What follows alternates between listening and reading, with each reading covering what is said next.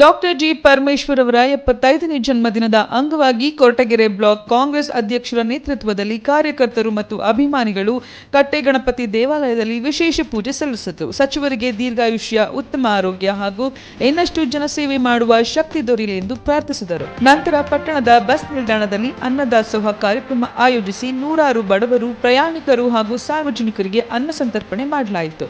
ಇದೇ ವೇಳೆ ಸರ್ಕಾರಿ ಸಾರ್ವಜನಿಕ ಆಸ್ಪತ್ರೆಗೆ ಭೇಟಿ ನೀಡಿದ ಕಾಂಗ್ರೆಸ್ ಮುಖಂಡರು ಚಿಕಿತ್ಸೆ ಪಡೆಯುತ್ತಿದ್ದ ರೋಗಿಗಳಿಗೆ ಹಾಲು, ಹಣ್ಣು ಮತ್ತು ಬ್ರೆಡ್ ವಿತರಿಸಿ ಅವರ ಆರೋಗ್ಯ ವಿಚಾರಿಸಿ ಶೀಘ್ರ ಗುಣಮುಖರಾಗುವಂತೆ ಹಾರೈಸಿದರು.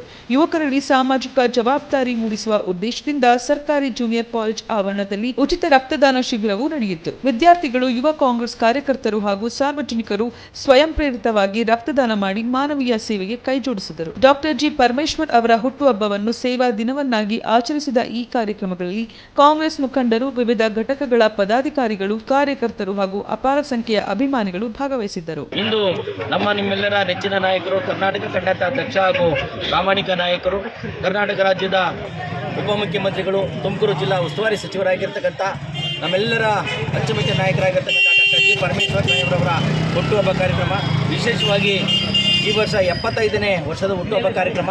ನಾವು ಈ ಒಂದು ಕಾರ್ಯಕ್ರಮವನ್ನು ವಿಜೃಂಭಣೆಯಿಂದ ಮಾಡಬೇಕಾಗಿತ್ತು.